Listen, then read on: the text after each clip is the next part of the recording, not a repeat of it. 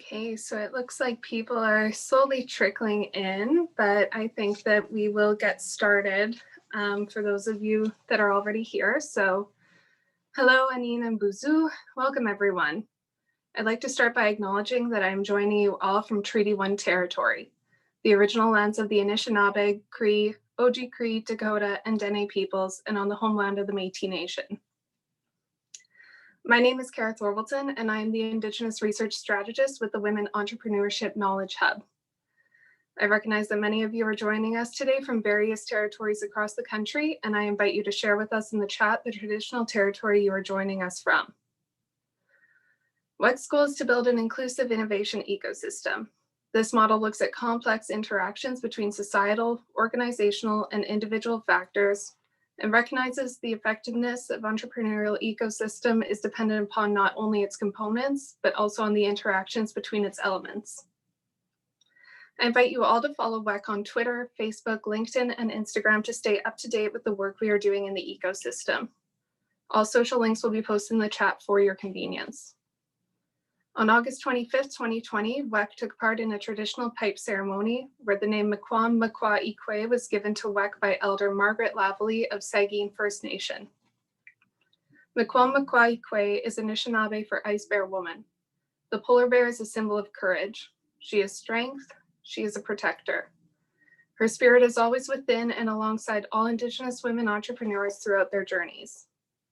Today, we are all here for the launch of Mikwam Makwa Ikwe, Ice Bear Woman, a national needs analysis on Indigenous women's entrepreneurship. First, we will hear from Ashley Richard, who will go over some highlights from the report.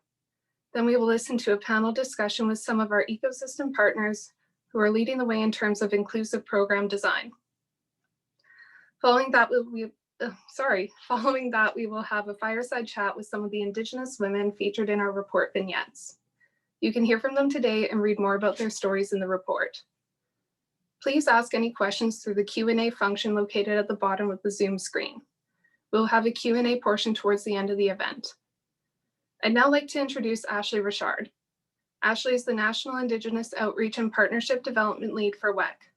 Ashley's background is in Indigenous community and economic development and brings 10 years of experience working in a variety of sectors, including not-for-profits, the private sector, and pursues her own entrepreneurial ventures. Ashley is currently completing her master's in management, innovation, and entrepreneurship from Queen's University. Welcome, Ashley.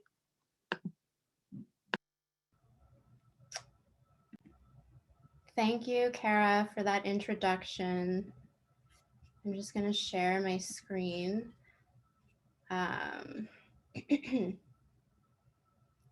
Okay. Bonjour, anen tase, gakige kwen indigenous.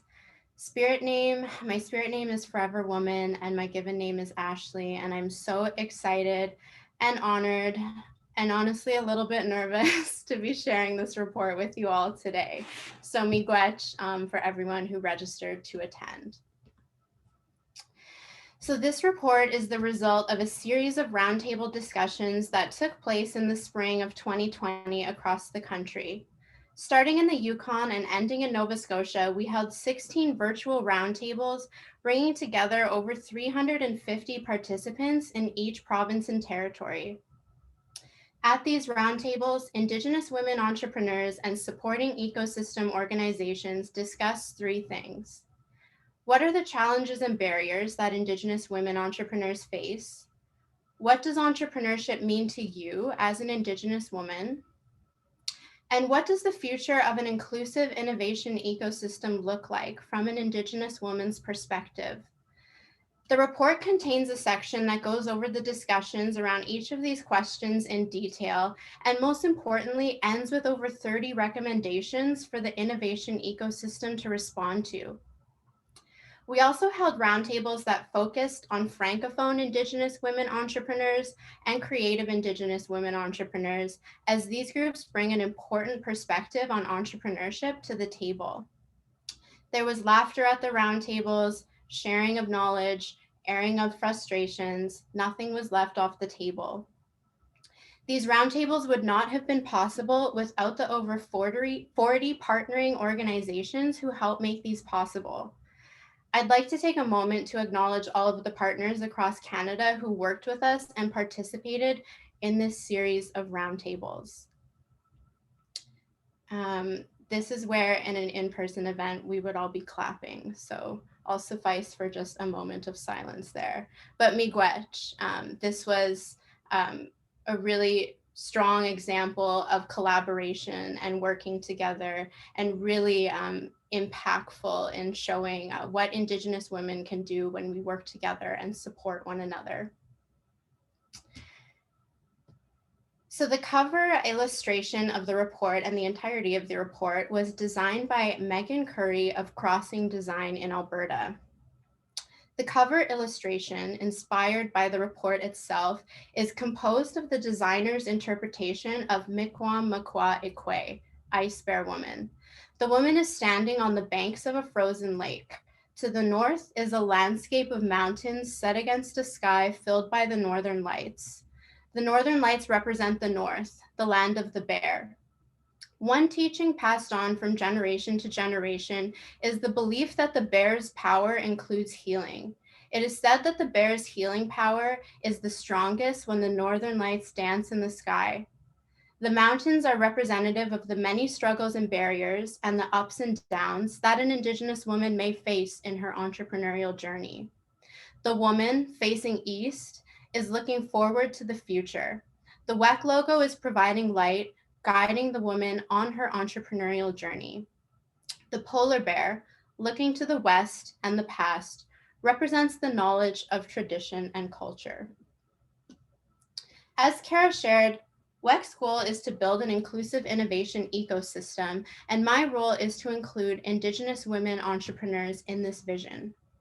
From an Indigenous perspective, the societal level includes factors such as government policies, like the Indian Act, provincial and federal laws affecting taxation and social policies, band council policies, broader social economic forces, macro cultural norms, infrastructure, and resources.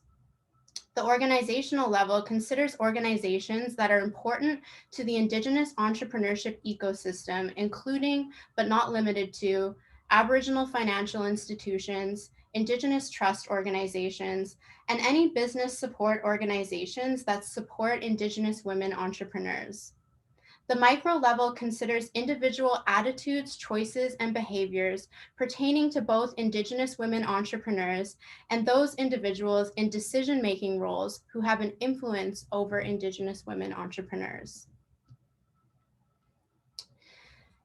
There are almost 23,000 Indigenous women entrepreneurs across Canada, and Indigenous women are starting up enterprises at twice the rate of non-Indigenous women. Indigenous women bring new and innovative products, services, and approaches to the economic community. The discussions at the roundtable uncovered 12 themes, which are explained in detail in the report. Conflicting westernized thought. Many Indigenous women put their community's needs at the center of their business. The success of their business runs in tandem with the success of their entire community. Key performance indicators such as profits, revenues, gross margins, and growth are important, but they certainly aren't the most important. Western thought also influences the stereotypes and biases that we see in entrepreneurship. These stereotypes have created a mold for entrepreneurship that Indigenous women no longer see themselves fitting into. Roundtable discussions highlighted that Indigenous women do not want to participate in something that does not honor their history and values. Both the lack of training and education opportunities and access to connectivity and technology are huge societal level barriers that go beyond the entrepreneurial ecosystem. These affect all aspects of Indigenous women's lives, both on and off reserve. Roundtable participants experienced a lack of mentorship opportunities, but many indicated that they're interested in mentorship. Reports have found that there are not enough mentors to meet the demand of the number of mentees. So maybe this means we need to rethink what mentorship means altogether. Instead of this two-person, one-way exchange of information, maybe mentorship is more circular and every seat is equal. recognizing that all Indigenous women have knowledge and information worth sharing. Balancing family and community roles. Indigenous women are water carriers, life givers, mothers, family members, community members. They take on so many roles, and each of these roles carries responsibilities in which Indigenous women take pride. All of these roles and responsibilities are central to their lives, so much so that sometimes being a business owner has to come last. We need to adapt our ecosystem to meet this lifestyle. For too long, we've been trying to fit Indigenous women into a box that was never built for them to fit into. A lack of confidence is not a standalone barrier, and it would be completely incorrect to say Indigenous women lack confidence. It's actually the compounding and viciously reinforcing effects from all of these barriers, combined with the social, economic, and political factors that affect Indigenous women entrepreneurs' confidence in their abilities to successfully run a venture. Financial barriers were often the first to be discussed at every roundtable, and the topic in and of itself has a lot of complexity. In the report, we've identified 14 different barriers that all fall under the financial barriers umbrella. For many women participating in the roundtables, a sense of scarcity was present. This was described as a feeling of precarity and never having enough, leading to an unhealthy relationship with money characterized by an avoidance of discussing money-related matters. This can result in a lack of personal financial skills like understanding budgeting and credit. There's also situations where budgeting is never learned because households simply can't manage finances effectively due to the extremely high prices of basic necessities in the North. Indigenous peoples are disproportionately impacted by rising food costs, and many on-reserve households are experiencing a food security crisis. The negative issues surrounding poor infrastructure in Indigenous communities all contribute to and reinforce this mindset of scarcity. We categorize the financial barriers into three main category themes: the supply side, technical competencies, and access to social capital, such as networks, role models, and advisors in finance. A few of the barriers discussed were a lack of available microloans for small business and micro business models, Aboriginal financial institutions having greater demand for loans than they're able to provide, challenges navigating through the lending process, including understanding the types of loans, how to use them, and how to find them, experiencing application and rejection fatigue and confusion around not knowing why an application was rejected, financial programming lacking an Indigenous lens and thereby creating discriminatory factors, anxieties and fears around repaying loans, and an absence of Indigenous women in finance and lending roles. We also discussed the systemic and political barriers. Indigenous entrepreneurs must navigate an extremely complex legal and regulatory system. A particular unique barrier that many Indigenous women entrepreneurs face is posed by the Indian Act.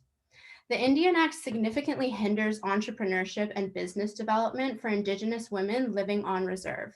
Section 87 acts as a barrier to business development on reserve, whereby corporations are ineligible for tax exemptions. As a result of Section 87, only 14% of businesses operating on reserve are incorporated.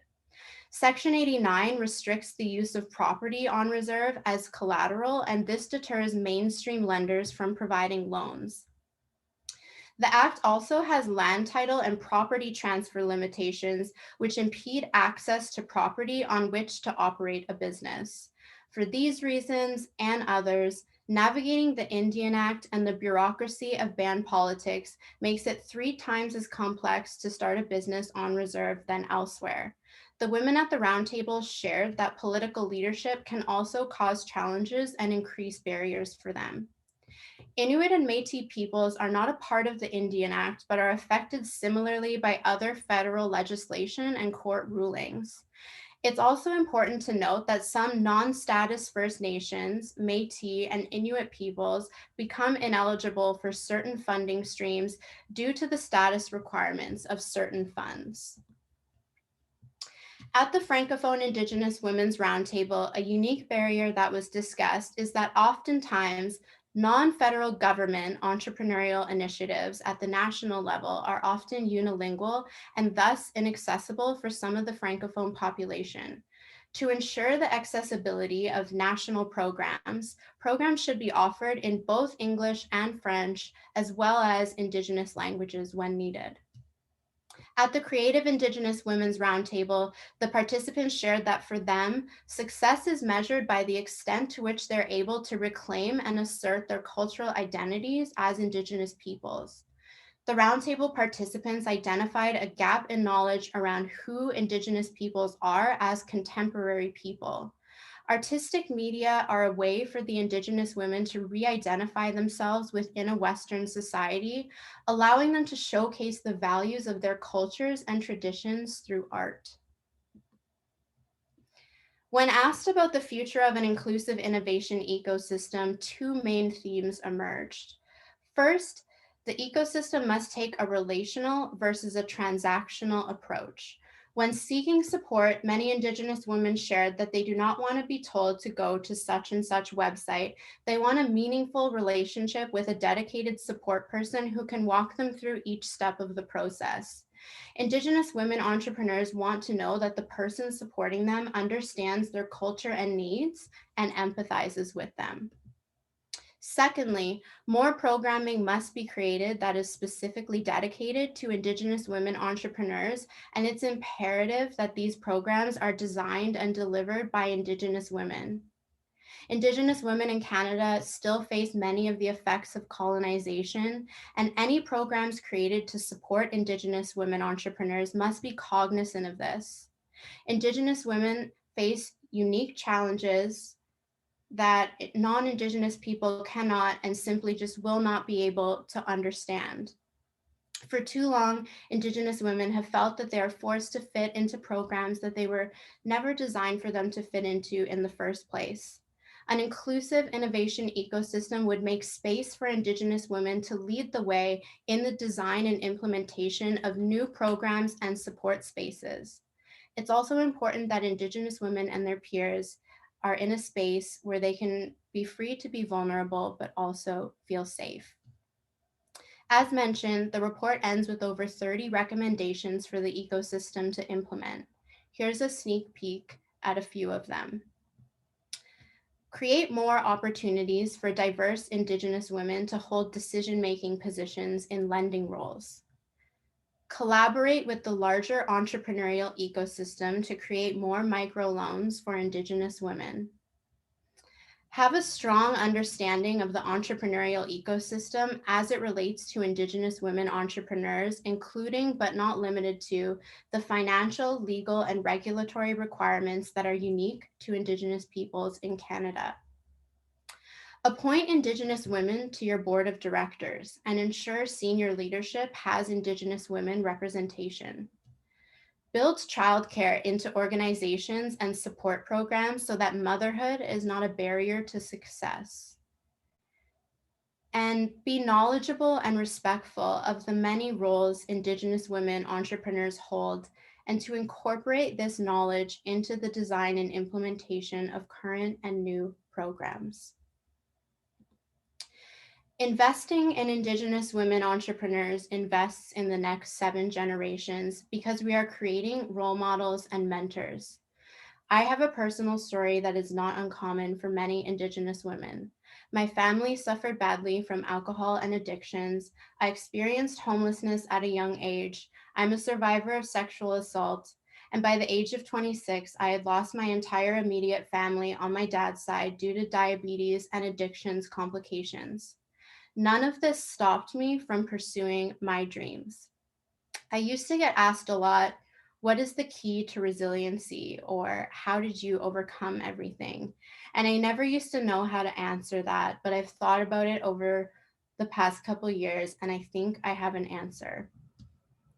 My spirit name is Forever Woman. And when I was young, my grandma told me that means I'm going to grow up to be a powerful woman. Even more powerful than me, she said. My grandma was a fearless advocate for the Indigenous community, and she was extremely fundamental in building a lot of the Indigenous organizations and initiatives that we still see today. And that's the answer. I had a role model, and she incepted me with that belief in myself. Despite every challenge I faced, I knew, because my grandma told me, that I was going to continue to push forward. So by investing in Indigenous women and implementing the recommendations in this report, we're creating a generation of role models for young Indigenous women and girls to see themselves in. They're going to see these successful Indigenous women and think to themselves, that could be me. I would now like to invite my colleague, Kara Thorwaldson, back to introduce our first panel. Kara is a proud Indigenous woman and the Indigenous Research Strategist for WEKH. Since completing her Bachelor of Commerce from the Asper School of Business at the University of Manitoba, she has assisted in the development and implementation of WEKH's Indigenous Outreach and Partnership Strategy. And she is a complete delight and joy to work with. So Kara, I'll pass it back over to you now. Miigwech.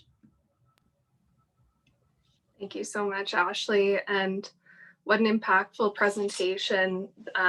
So much information I wish we could sit with right now, but there's a lot to fit into 90 minutes. So I will start by introducing our first panel of our ecosystem partners.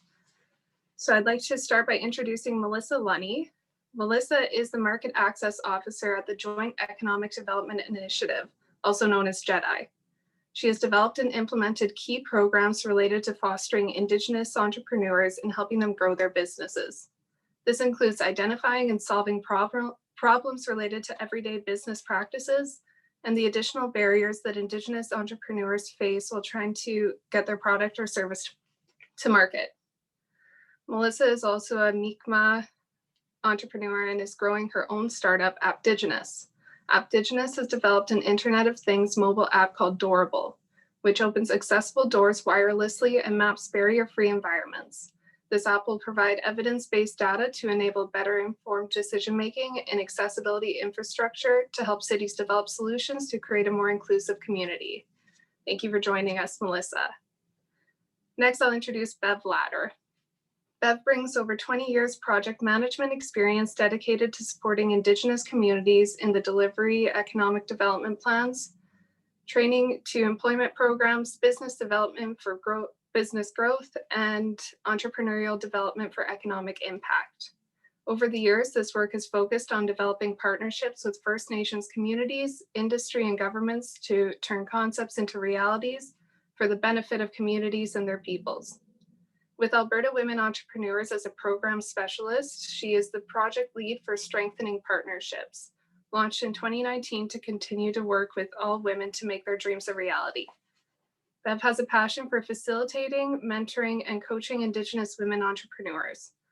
She is a mother of 3 daughters and is a member of the Montreal Lake First Nation in northern Saskatchewan.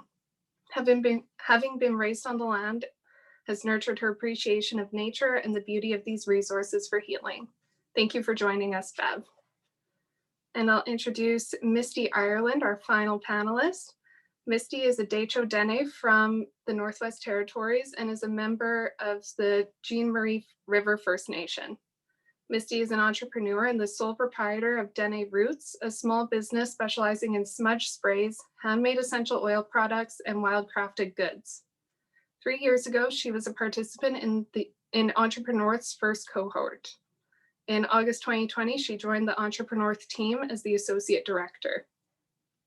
Misty has certificates in business, leadership, and Indigenous Trust Officer Management and prior learning in psychology and environmental management. She has worked in the tourism sector, municipal government, territorial government, and Aboriginal government. She currently sits on the Decho Investment Management Board and previously held appointments to the Northwest Territory Species at Risk Committee and the Northwest Territory on the Land Collaborative. All these experiences contribute to the positive attitude and calm, grounded energy that Misty brings to all that she does.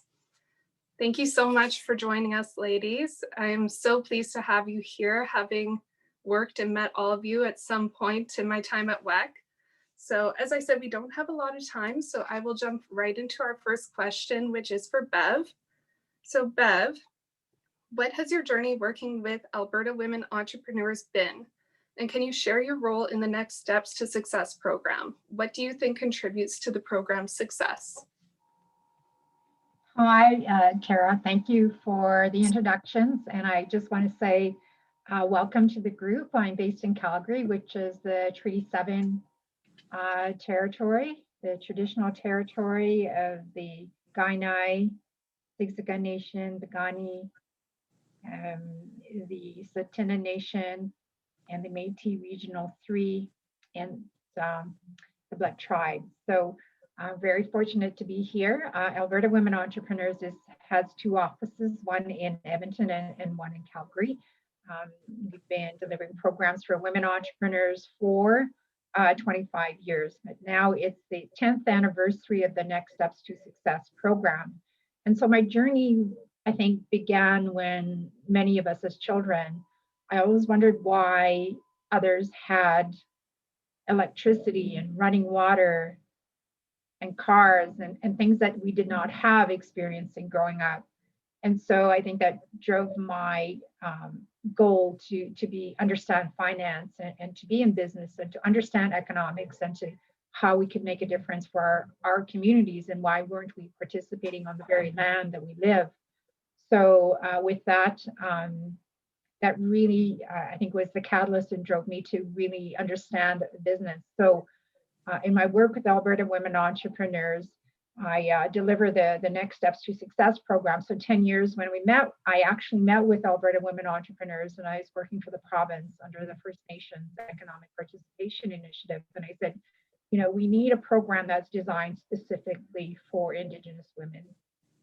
They face more challenges than any other group, and the very moral right thing to do is to help them. And so working with Marcella Mandeville, who is our CEO and now CEO of the organization, and as an Indigenous woman, really understands what it means to be an Indigenous woman in this world. So we offer the business plan learning series, which is offered directly into communities in partnership. We also provide the training in Edmonton and Calgary.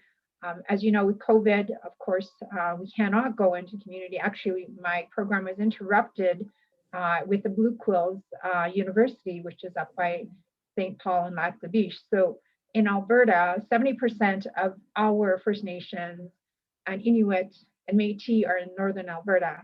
80% of the province's resources and economic drivers are in Northern Alberta.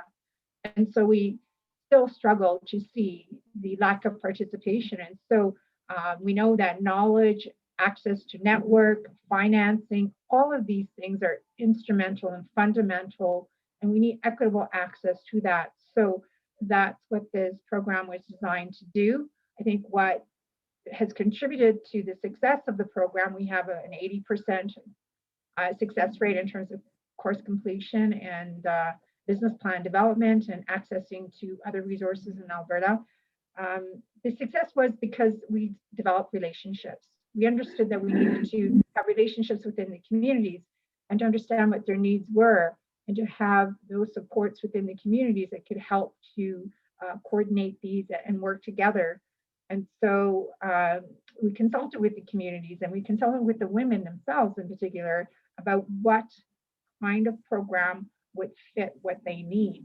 And so with that, we designed a culturally appropriate curriculum for them and a pedagogy, the approach. It's definitely a small circle approach. It's a safe environment to share. Many lasting relationships have been developed. And of course, as you know, when you develop a relationship, it's for time.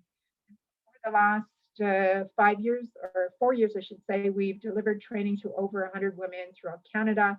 And now we are going to be launching our virtual program that's accessible for women in Alberta. Our goal is to see all province institute or to implement a Next Steps to Success.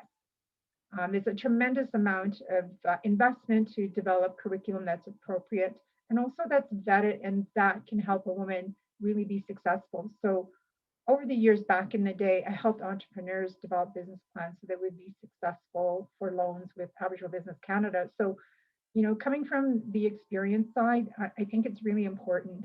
And I know we have that expertise within their communities. Thank you so much, Bev. It's always a pleasure to listen to you, and you always drop these nuggets of wisdom where I leave having all these great ideas. So thank you for being here. Thank you. Melissa, our next question is for you. So our question is, what are some of the best practices needed to ensure programming is inclusive of Indigenous women? How has inclusivity influenced your role at JEDI? Thanks, Kara. I think first it's important to recognize what is inclusivity. Like, can everybody access, you know, the service that you are offering or the program that you are offering? And you really have to look at eliminating barriers, many of which was mentioned in the report. So you have to start from the beginning, and you have to look at your own program and every aspect of it and note what those barriers are and work continuously to address those barriers to eliminate them. And you also have to acknowledge that Indigenous knowledge has been undervalued and like disrespected in society since colonization. I mean, who defines what a business is? What makes it successful? And when you think about from the beginning, when settlers first arrived, Indigenous people were practicing sustainability, and the settlers thought that was crazy because they weren't making the max amount of dollars that they could be making. So keeping that in mind, you design your programs right from the beginning, like right from the application, even like the language that you use in the application. I find a lot of women don't consider themselves like entrepreneurs because the definition for entrepreneurs doesn't really suit them. So really you have to change the language. You have to get into the mind of your customer. You have to look at the barriers that they might face even from applying. And some specific examples are like, do they have access to the internet? Do they have access to the computer? If not, can you design your application to take a video that maybe they can apply with their phone instead? I find writing is sometimes a barrier. I know personally, I never considered myself a writer, and I always really struggled with it. So just the thought of applying for something dissuaded me from even applying, from even pushing myself to try. So it's important to know that not everyone fits into these boxes that you are putting up. Another thing, you have to embrace culture and incorporate it as much as you can in your programming. In our programs at JEDI, we have an elder who does weekly talking sessions. We've had clients particularly say how they stuck with the program because of those talking circles. That's another thing. Listen to what people are telling you and don't be afraid to ask for some constructive criticism, knowing that you're going to have to change the way that you do things to suit your clients. Another example is we're pretty flexible. We've done because we service all of New Brunswick, there are 16 First Nations in New Brunswick. We started implementing technology to allow people to stay home to continue with programming if they had to.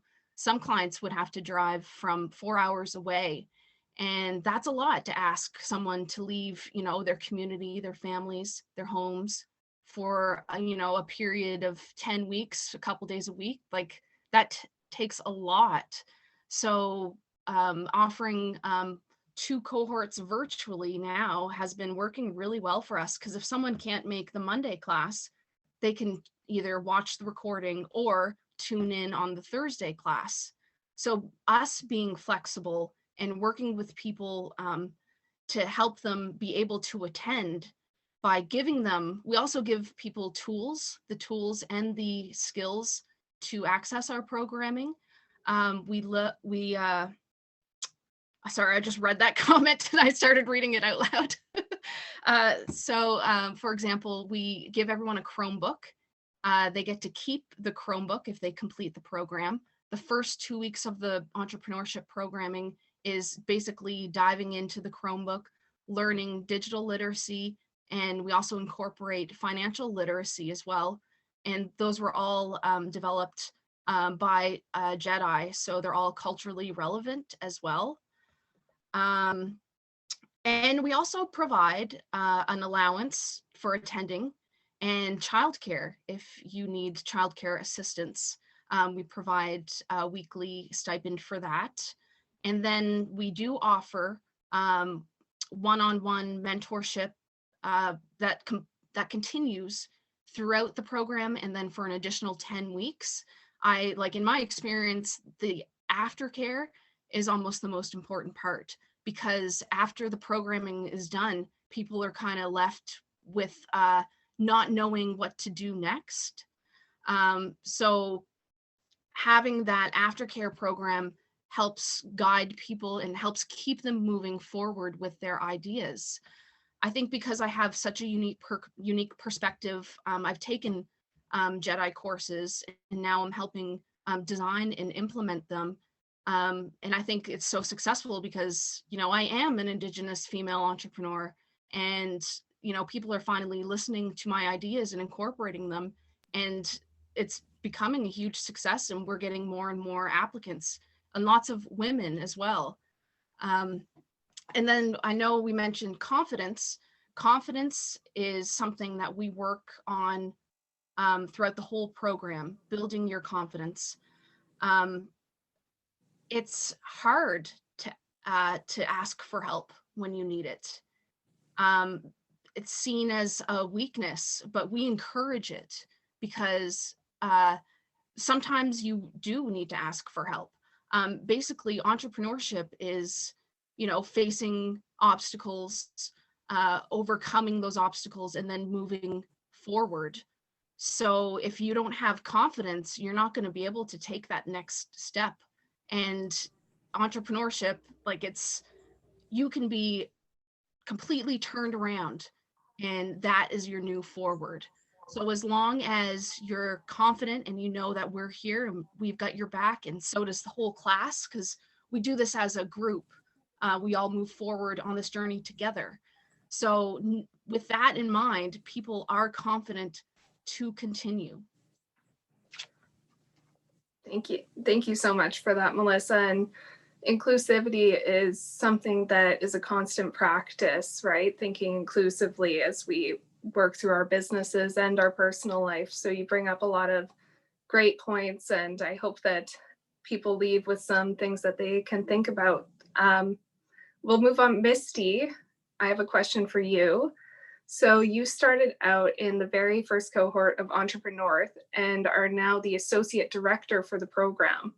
What makes EntrepreNorth's program delivery innovative, and how has your experience as a participant shaped how you will support the entrepreneurs in the current and future cohorts? Thank you for that question, Tara. I'm calling in and joining everyone today from Hay River, Northwest Territories, this Treaty 11, Decho Dene traditional lands, more specifically the Katlo-Dechi First Nation and West Point First Nations lands. And to answer your question, we'll just start by a little summary of EntrepreNorth. It's a program that's passionate and about empowering Northern and Indigenous entrepreneurs so that they develop their business leadership capacity and deepen their community impacts through purpose-driven business growth. And a lot like Melissa was just sharing, the EntrepreNorth program takes into consideration the location, the environment.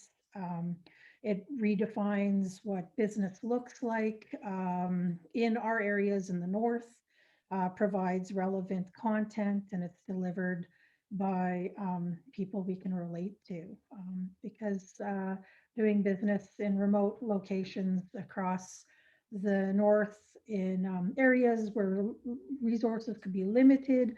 It takes sort of a bit of a extra creativity and motivation to realize some of your entrepreneurial goals. And EntrepreNorth helps to identify those and helps to support and lift that. And my experience as a participant was absolutely life-changing, both personally and professionally, because the program helped me build awareness of, you know, financial practices and legal aspects and marketing and branding options that could be available. It really helped me bring, you know, awareness of social media and online shopping platforms, which really helps entrepreneurs in remote locations be competitive with, you know, the rest of the region, the rest of Canada, and even internationally if you wanted to take it to that level. And, you know, it helped build networks, and it provides you with a lot of opportunities. So you have, like, you're more media ready. And one of the real major things that the going through the program helped was bring and build a stronger awareness of some of my own limiting behaviors, some of the roadblocks that I was putting in my own way that I wasn't even really aware of. And once you kind of build that awareness, you can manifest change that helps kind of break those down. And so you can, you know, move on. Your business can, you know, you're not afraid anymore. You have more confidence. You're, you know, willing to take that chance and manifest that change so that you can create a positive change for yourself, your family, your community. And as the associate director, I'm part of this amazing team. And it's really nice to be able to help play an instrumental role in supporting other entrepreneurs to develop their business and financial skills. And being an alum of this program, I feel helps provide that sort of a special insight into what some of the participants might be going through. And I think that that kind of helps provide sort of relevant insight into the process and help participants engage more meaningfully so that they can take more out of the program as they're in it. Thank you. Thank you so much, Misty. And the participants of the current and future cohorts are very lucky to have you on their team. So thank you for being here again. We're going to turn back to Melissa now, and I have a question for you about Appdigenous. So can you tell us more about Appdigenous? How do you balance Jedi, Appdigenous, being a friend, and all of your other roles? Thank you for that question. And it's kind of ironic because the struggle is real. I guess, okay, so Appdigenous started, so I actually got my start attending one of Jedi's programming. It was a mobile application development program. And we learned like the basics of building websites and apps.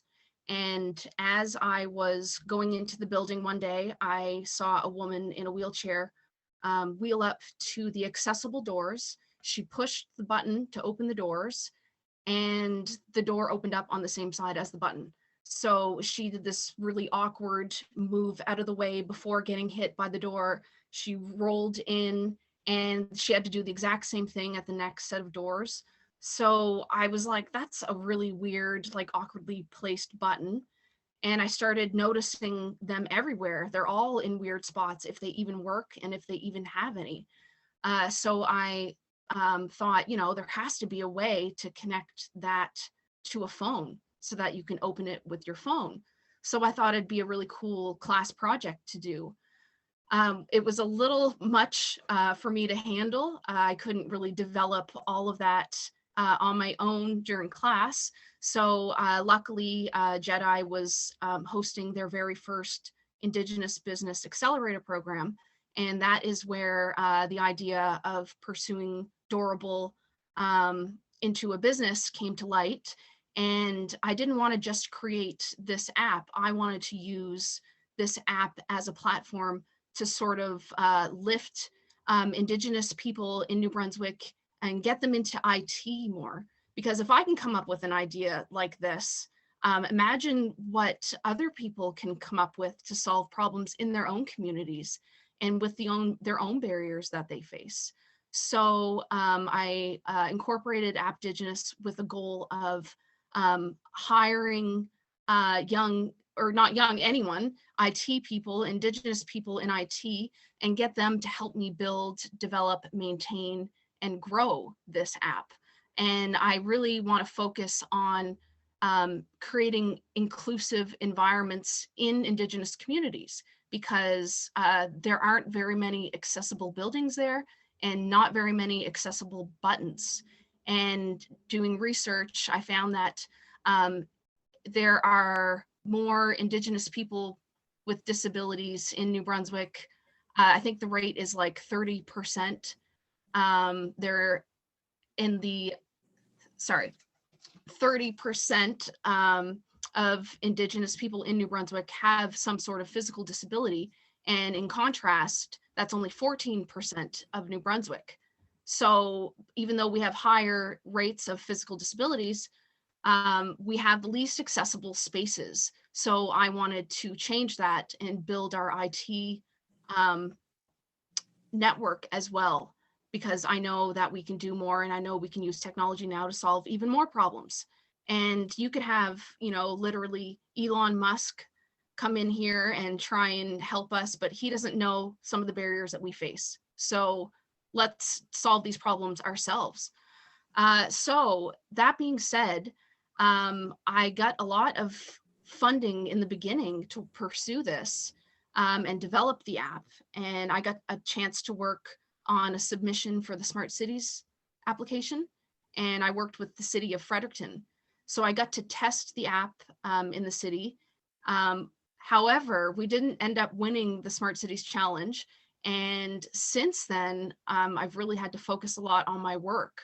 So balance is something that I preach, and I don't really practice it as much as I should.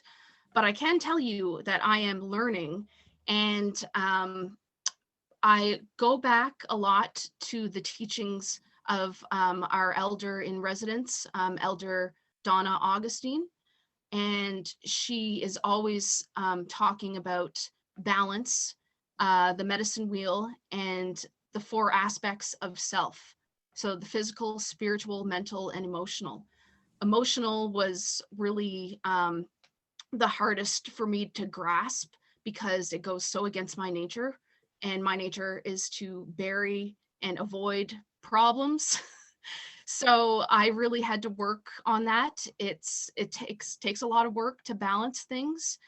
And when you even think about children, like parents tell kids all the time, you have to go to bed, you have to get this much sleep, you have to eat this, you know, you want to be healthy, but we don't necessarily do these. No one's telling me these things. You know, my parents don't tell me these things anymore, or on a daily anyway. And I need to remind myself to do this and to take care of myself, because if I've learned anything, it's the person behind the project that drives it. And when this person takes their foot off the gas, the car slows down. So it's really important to be in a place where you can balance everything. And when you're carrying, when you have negative weight and you're not expressing your emotions, that stays in you, and it takes up space, and it takes up space from positive things too. So you always have to remember to always take care of yourself first. And another thing my grandmother always said was, if you're willing, there's always someone willing to let you. So I've learned really quickly that people always want to talk to me, and people always want my time, and I'm always happy to help, but there are certain things that I have to pick and choose what I do. So find out what your heart is in, and do those things. You'll never regret it. If people ask me to be on panels or things like that, it's always for a cause that I believe in as well. And if they pay, that's awesome too. And that really helps. I feel like a lot of people, expect us to like give our knowledge away for free. And sometimes, it's good, but sometimes it's nice to, get compensated. And technology is something that really helps keep me on schedule. I use technology to keep me organized. I use calendar. I calendar everything in, and I always double check my calendar like every morning. And I use Google Docs for a lot of things. Every time I start something new, every time there's a meeting, I start a new folder. And I try and make my own deadlines, and I do them kind of like a week in advance in case I need to reach out. And again, this is another hard thing for me. Reaching out for help was always my biggest struggle. But now I know that people like helping, and if they can't help, they usually direct you to someone that can. Yes, thank you. You make so many good points, and particularly about balance, which I think is something that we all need to focus on in our lives. And most of us, if not all of us, really struggle with balance. So thank you for that. You bring up so many good points. I'm leaving this discussion just feeling invigorated. We only have time for one more quick question. So I'm hoping that Bev and Misty, maybe you can both touch on this a little bit. So overarching Western cultural values have created a mold for entrepreneurship within which Indigenous women no longer see themselves. In your experience, how can we frame discussions around entrepreneurship that make Indigenous women feel included in that narrative? Bev, do you want to go first? Yes, thank you for the question. I think that when we're working with Indigenous women, I think it's really critical for an organization to engage the women entrepreneurs in terms of understanding what are their challenges and what would work for them. As we know, the business language, the Western version of languages, it's new. When you're looking at the terminology in itself, it's new. It's a new language, and so there is an expectation to adapt, but also there's a willingness to adapt. So when we work with Indigenous women, we want to draw on the strengths that make business work for Indigenous women. That translates across all cultures. We're now in a very much cultural demographic, emerging demographic within Canada. So first of all, when we talk about a term such as business development or networks, it's something that we've been doing for many years, for millennium.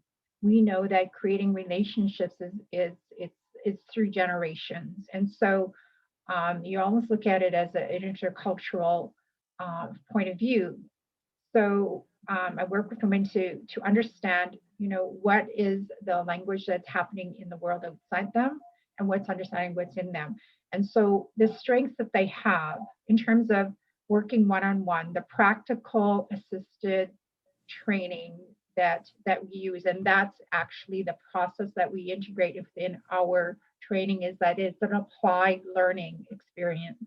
Also, everyone has a different pace in which they develop the material, and to take the mystery out of the language itself and to give them the glossary and the terminology that they would need to be able to navigate outside that world, but also relying on the strengths of their gifts that they have and putting it in a way that transcends all cultures. So we work with women to, first of all, appreciate they do identify their strengths, they do identify the cultural richness that they bring, the uniqueness that they bring, and the understanding that business is not transactional, it's actually relational.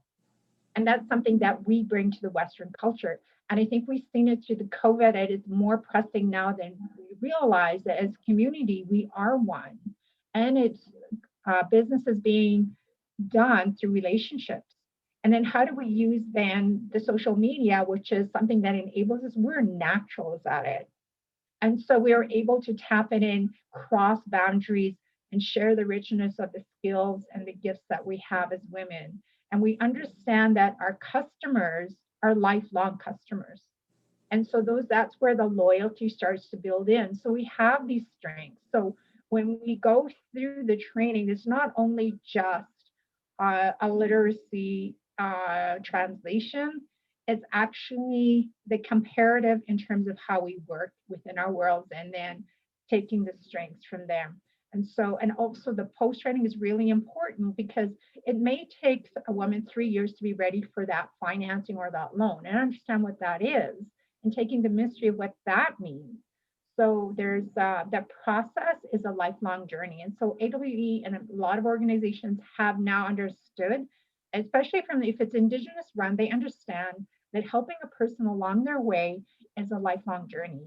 It's not like when you're working with the bank, you come in, you apply for a loan, well, you don't make the criteria. Therefore, you don't even have that conversation again. And there's no transfer of knowledge. Thank you, Kara.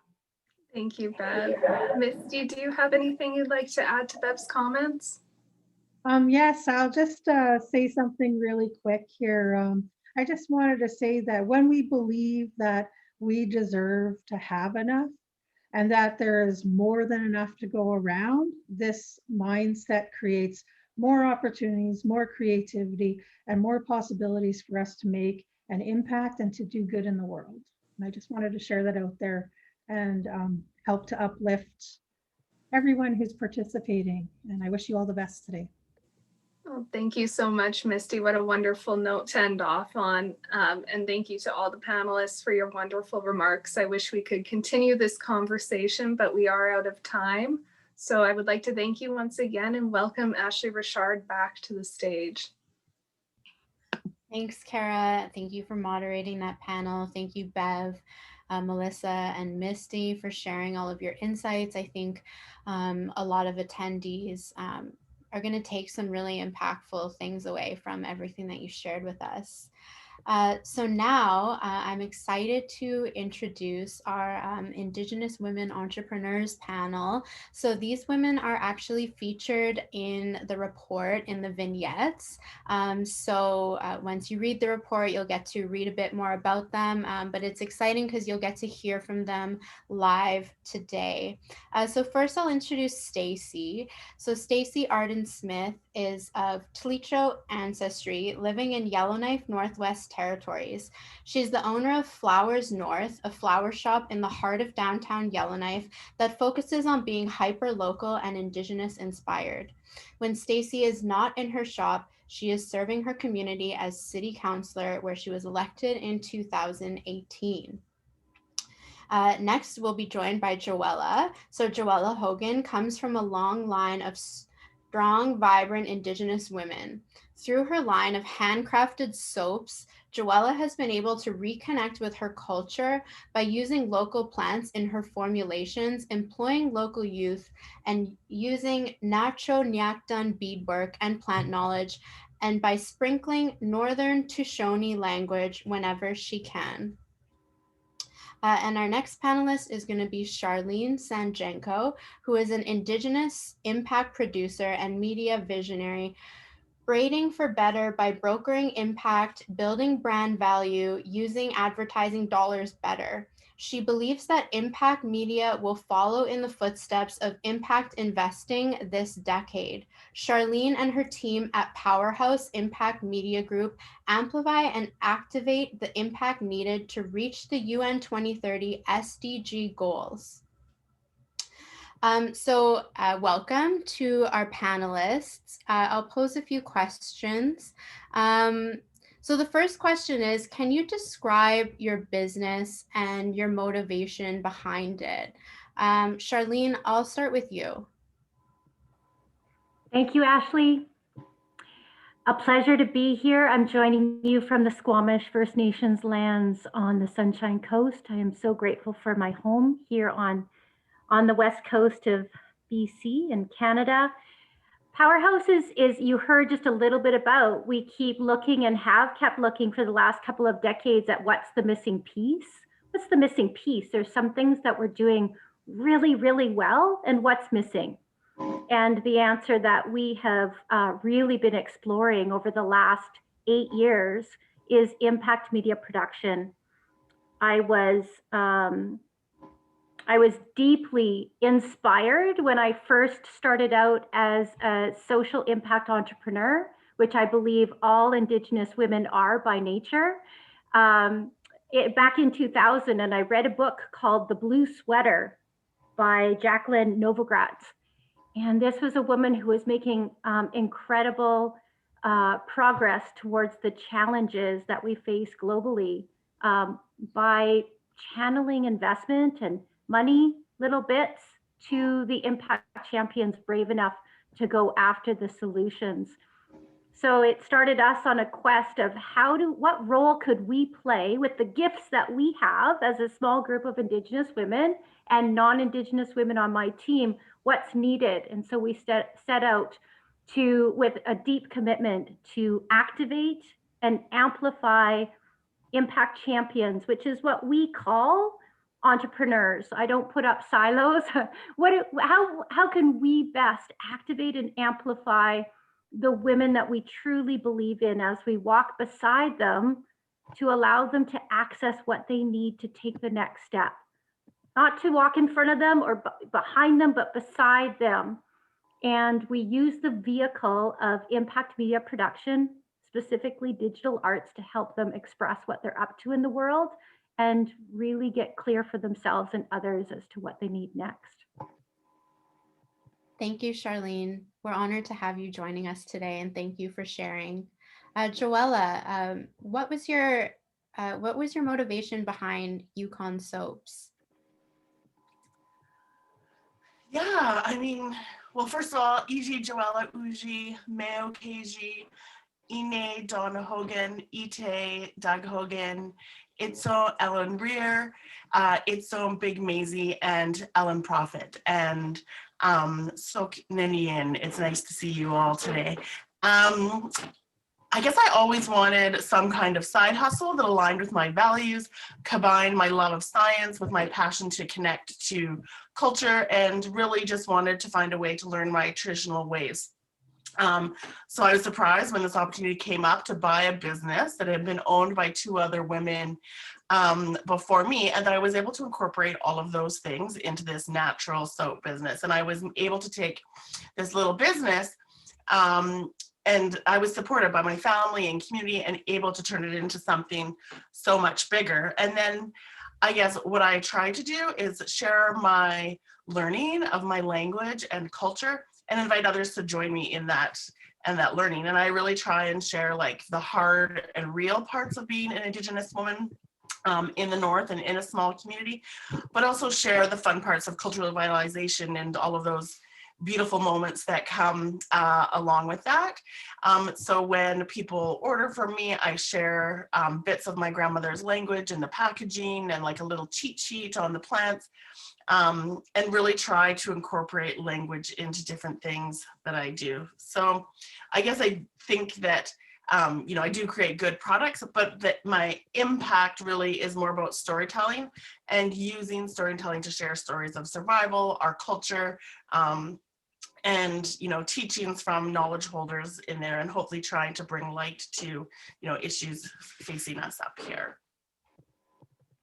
Thank you, Joella. We're also excited to have you here today. And Stacie, what was your story or motivation behind Flowers North? Hi, Misty. Stacie Arden Smithia, Clincho Godini Gots Onate. I'm Stacie Arden Smith, and I'm of the Clincho people.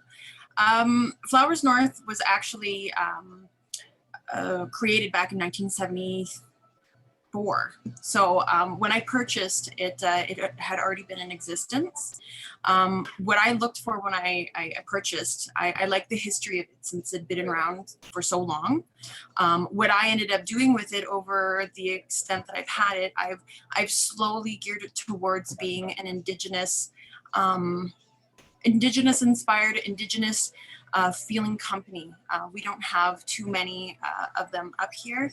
And I mean, to be a florist and be Indigenous, it means I get the opportunity to go out foraging, things that I love to do.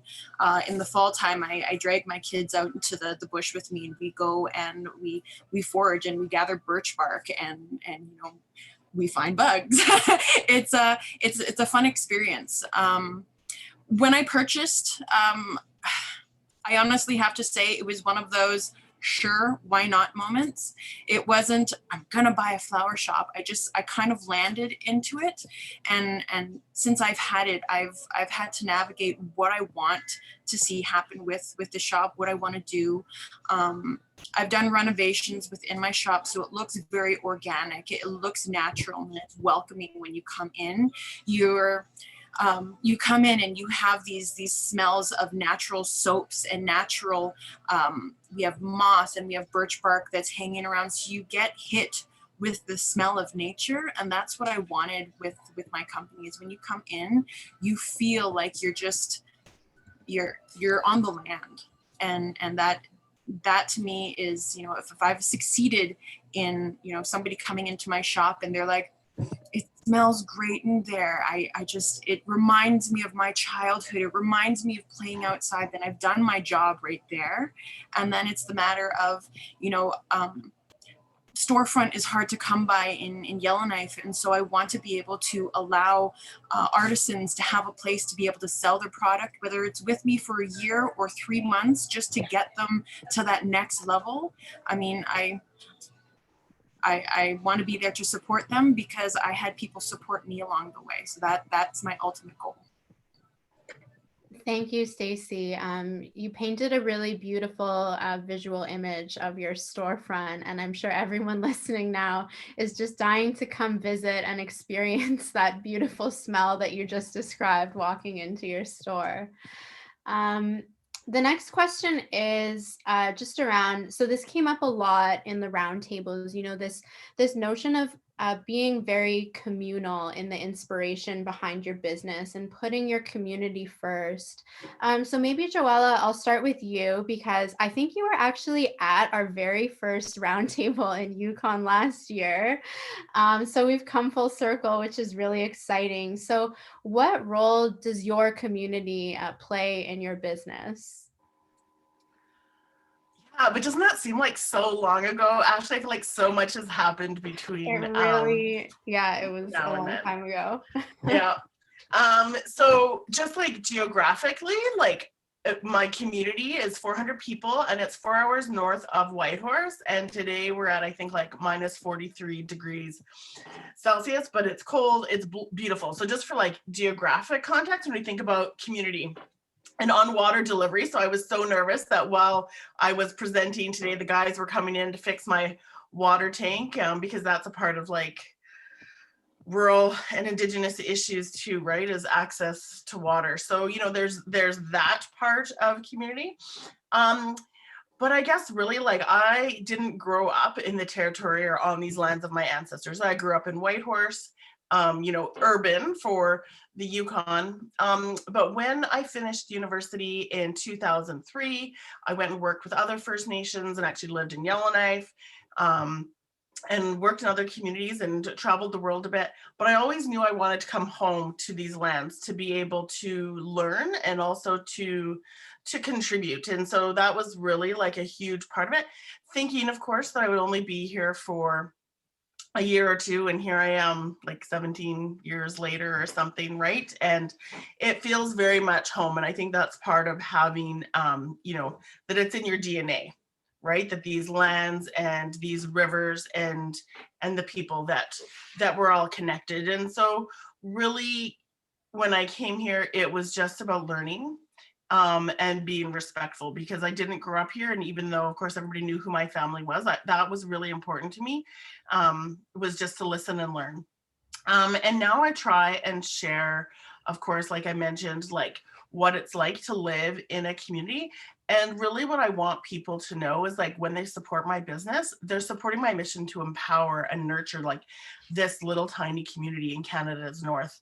And that really, communities and my business are guided by like the values that I've been taught, and just like compassion and helping to heal the people from all of these issues that have happened to us, and just trying to support people along, you know, their journey of transformation and wellness, because individual wellness and community wellness are, you know, so important, and trying to align myself and support the different activities happening in the community, and that we really draw, I guess, so much on our resiliency and our connection to land, connection to each other. And so for me, it's about being involved with those different activities and trying to bring that into, I guess, my own personal journey, but also, you know, into my business. And because that's how I think my business can be successful, is if I am supporting people to be their best self, and to work through all the issues of trauma and addictions and residential school, all of these issues that we know are impacting our people, and, you know, trying to just support the best way I can along those different things. And so, you know, I volunteer and just really try to be out there as much as I can and supporting people. Thanks, Joella. Charlene, what about you? What are your thoughts? What role does your community play in PowHERhouse? Thank you for asking. I spent 10 years deeply ingrained into my local community, and I invested in SFU Community Economic Development Program because I really wanted to understand the relationship between strong women and strong communities, and how best to support and how that interactiveness happens. So not only from owning a fitness gym to understand what women needed to be strong physically as whole leaders, and how that then transferred into confidence in business and leadership, to actually sitting on municipal government, as I was sharing with Stacie, and excited to chat with her about that. Now, as primarily working in media and online, I would say that I try to keep a global perspective, and I try to learn with a global perspective and make global connections. And then how can I take what I have learned and who I have met, and what does that mean to my home community and other rural communities across BC and Canada? I really try to practice that think global, act local, think global, act local. And I guess the last thing I will say is I love to brag about amazing women in my community who are maybe too shy to do it themselves. And I do that any place, anytime that I can. Thank you, Charlene. I'm gonna pose the next question to Stacie. What does entrepreneurship mean to you? Entrepreneurship is it's filled with so many meanings. It's being a role model, and it's also teaching as well. Because you're a role model, and sometimes you're paving the way that nobody else has gone to. It's Taking the Road Less Traveled, Robert Frost. It's one of my favorite poems that I always think back to whenever I'm making choices. Do I want to follow a path that somebody else has already paved for me? Or do I want to be that person that, you know, goes and roams off and you know, makes that trail that, you know, eventually it'll start becoming a real trail for others to follow. I mean, there's always going to be hiccups along the way, but you learn as you go. And just as Melissa had said, you know, part of doing what we do is that, you know, we share our knowledge, whether it is, you know, giving it for free or, you know, having that compensation that goes with it. But we've done the legwork, and we do the legwork. Part of what I do here in my shop is I really look towards hiring Indigenous students. I actually have one that's starting with me tomorrow, and it turns out she's actually a cousin of mine down the line. So I found that to be extremely exciting and fun. But it's teaching our next generation, not the expectations, but how to be in the workforce. And, you know, if what you want to do is to run a business, this is how you go about it. This is how you deal with your general public. This is how you do customer service. And sometimes those skills aren't easy to come by. I know my background was never customer service. I went straight from high school and I went into government. So I never had to deal with customer service. So that was a learning curve for me, was to kind of learn how to be at service rather than to be served. And that was a learning curve for myself. So I want to be able to teach those things to students and the next generation. So I mean, it's a two-parter when you're an entrepreneur. You're not only the role model, you're a teacher. Thanks, Stacie.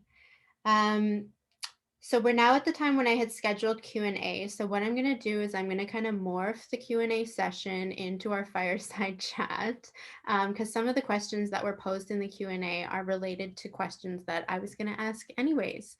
So the next question is around mentorship. I'll ask my panelists to reflect on, do you have mentors? And there's a question from one of our audience members that says, I'm wondering if and how women that are entrepreneurial and non-Indigenous can participate in mentoring Indigenous entrepreneurial women. Is there a need and fit? And Joella, Charlene, and Stacie, whichever one of you has a burning desire to answer this first, I'll just let you jump in. I'm happy to kick things off for sure. I'll keep it very brief. What I'd love to say is yes to mentors. Anytime that you can infuse yourself into someone's life for a short while to learn what they've learned, especially if they're just a few chapters ahead of you, and then make it your own. But yeah, I've always had mentors, male and female. Indigenous and non-Indigenous. I think different people bring different parts to the table. We need to focus our energy and our resources so we don't need to recreate the wheel. Learn what you can, and mentors really do want to help. I'm 50 now. I am that mentor, and I do want to help because I want to be helpful. The one thing in that role I just want to share today, it's been life-changing for me in the last 12 months, is the practice of the braid principle. And I'd be happy to share it with any of you. In the last 12 months, I've formalized a peer mentoring system with two of my very, very close colleagues, but I've deepened it. And I am braver, clearer, more deliberate than I ever have been. So there's a piece of mentoring, always looking for what we haven't quite done yet. Find your braid. Find your braid and start to practice that. And I'd be happy to share more about that anytime. Thanks, Charlene. I want to learn more about the braid. But I mean, in response to the question in the chat, like, absolutely. I think the part to remember is, as Ashley mentioned at the beginning, that mentoring is so circular too, which I have a feeling is a part of the braid network, but that it's not just like share your knowledge, but like mutual respect and learning and understanding. And for me, I was really looking to like business mentorship and that kind of thing, and there's skill sets there. But then I was also looking like, I just need some like broader kind of stuff.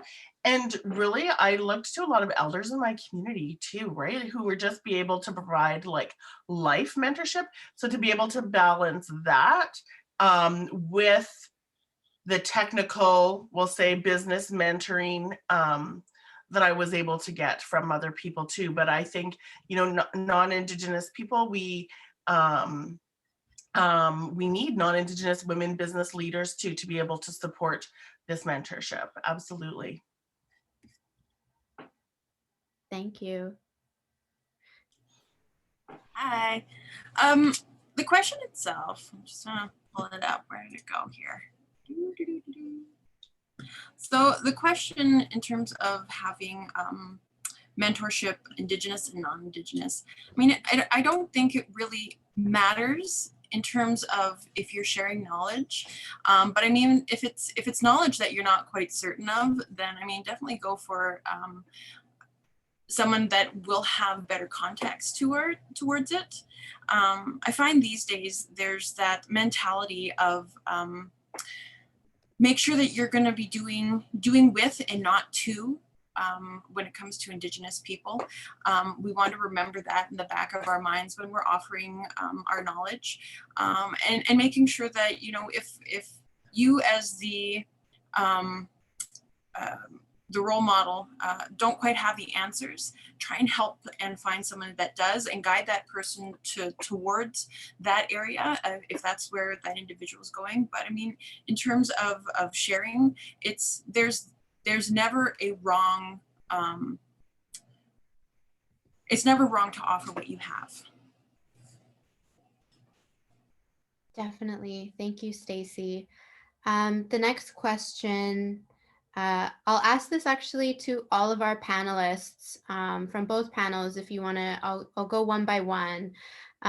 So what is one actionable item that attendees could implement to better support yourselves or Indigenous women entrepreneurs? And I will start with Bev. Hi, everyone. And one actionable item that an entrepreneur or service provider can do would be to be part of the conversation within this group. And I think once you get into a network, then you'll be able to find other resources, particularly regional. But notwithstanding, we have a great deal of wealth of expertise and knowledge in our communities across Canada. And I think this will help our movement and moving forward as a group. Thank you. Thank you, Bev. Melissa. I would say, is listening an action? Yeah. Okay. I would say, you know, listen to what Indigenous women entrepreneurs are saying. Get them involved from the beginning. And a really good quote, I can't remember which elder said this, but an elder once told me, I think it was Alma Brooks, nothing about us without us. Mm-hmm. Yeah. Yeah. If you're designing any programming for Indigenous women and you look around the table and you don't see any, that's your first red flag. Definitely including them from the beginning. That's really good advice. Stacie, what about you? Oh, good. I'm actually just going through the part and I'm like, oh, what are things? But I mean, I believe in there was hiring and mentoring. I mean, that's one of the things that, you know, we've been talking about and discussing. I know for myself, I primarily go for Indigenous individuals when I hire, but it's not like across the board, it's Indigenous. It's also a person who is well suited for the position. But I reach out to the smaller communities. I go to Dino or Dada or Betchiko and I ask them, you know, is there anybody in your community that is in need of a job or that would be well suited? And I ask first before I start reaching out to the broader community, because I really want, it's very common with Indigenous people not to feel worthy or that their skills are worthy. And I think it's important for us as business owners, as entrepreneurs, to reach out and mentor in the capacity to build up another person's self-esteem and go from there. It's part of our job to be uplifting. And I think that's one of the things that we can definitely do. Thank you, Stacie. Misty, what about you?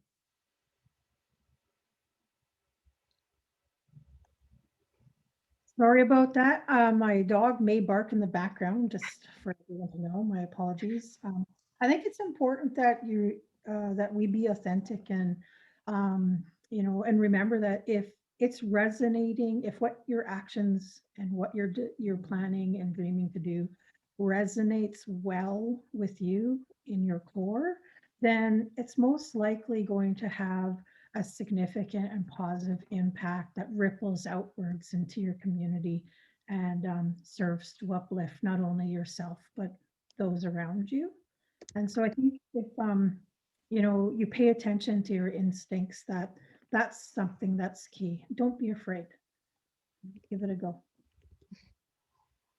Thank you, Misty. Charlene. Wow, that's an hour-long question. But what I will say is, I want to acknowledge the 350 women and people that contributed to this report. Where it goes from here is actually up to us as leaders. I have another braid for you. When I think about this report, it's up to us to continue to play it down the field. And that means for me, what can I do? What can we do at PowHERhouse? And then what can we do collectively? Well, what can I do? I'm here today on this panel. I'm bringing my energy, my attention, and my intention to this work. What can PowHERhouse do? We have already told Ashley and Kara that we would be happy to do a follow-up profile and article and ripple it out. Continue the conversation. We've got the fire going. Now we need to blow a little oxygen onto the fire. What can we do collectively? How can you embed it and embody it over the next 12 months into what you're already doing? Don't keep it separate. So maybe it's thinking about the top 3 learnings you have from the report and the top 3 actions you want to see being done. And then how do you get that out there to your greatness grid, to the people in your world that need it? Maybe it goes out with your flowers. Like maybe it goes out with your soap. Like, here's the report. Have you read it? Ripple it out there. The work has been done. It's up to us to play it forward. Thank you, Charlene.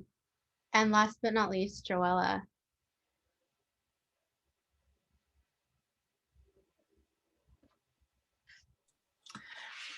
Always has to be one person that leaves their mic on mute. So just blown away by all of these comments. But the question was around, like, how can we support? How can we continue to support? Or Yeah, what can attendees, like, what's one action item attendees can take away from today? Yeah, okay, well, obviously do everything that all of my fellow panelists have said, but I'll keep it super simple. And it's just like, as people are asking in the chat, but like, follow on social media, connect through LinkedIn. I mean, certainly like buy products, but it doesn't even need to be financial, but it's like writing reviews on Google or Facebook or whatever platform is appropriate, sharing, like all of those little things take like 2 seconds of your time, but can really, really help small business, especially ones that are starting out. And love the idea of sending the report out like with my soap or whatever. But also I think it's like just continuing, and through, I'm a part of the Lift Collective. We continually talk about amplifying each other's voices, right? So I guess that for me is the biggest thing, is continuing to amplify voices of Indigenous women, and especially Indigenous women in business. Thank you, Joella. So we're just about to close out on the last couple minutes of our event here. I just want to quickly say that there is a very, very exciting announcement that just this week, Indigimal.net is now live, and it is the first Indigenous virtual mall. So I'll post the link in the chat. After the event today, we're going to be sending all of the attendees all of the information on our panelists, information on Indigimal, and other exciting initiatives that we have coming up in our WEKH ecosystem. So to close this out, I'd like to welcome back Melissa to read an article that she had written last year and shared with all of us at the Roundtables. Thanks, Ashley. So this article was written for a publication called EntrepreNorth, and they focus on Atlantic businesses in the tech industry. And he was doing he was focusing on diversity and inclusion. So imagine a house. All your life, you're told you don't belong in that house. and all the doors are locked. In order to enter the house, you have to look, act, and talk like the people who live there. Imagine one day they open up the doors and windows and ask each other, why is no one coming in? Imagine you walk in and the people inside don't think you deserve to be there. Imagine you speak, but no one listens. This metaphor parallels the experience of Indigenous peoples when it comes to being accepted into settler society, but it's also an accurate metaphor for Indigenous entrepreneurs when it comes to dealing with non-Indigenous businesses or organizations. If organizations want Indigenous people or minorities to come to them, they have to make sure their house is welcoming. In other words, it has to be inclusive and accessible. Just like buildings have to be built for people with physical disabilities in mind, businesses have to build bridges with minorities in mind. The process of welcoming has to be genuine and not just done in the name of equal opportunity. Be prepared to listen to what minority entrepreneurs have to say. Value their experiences. Educate yourself on the barriers they face and why those barriers exist. The goal should be to let minority entrepreneurs take the lead and make decisions. Include them before decisions are made and not as an afterthought. So look inside your house. How can you increase representation from your website to your staff? Come into our house. Just because Indigenous people or minorities aren't knocking on your door doesn't mean they don't need or want your help. It means there's a barrier in accessing your service or they don't feel comfortable asking. And that's on you to reconcile. Thank you. Miigwech, Melissa, and miigwech everyone for attending. Enjoy the rest of your day. This recording will be sent out later on.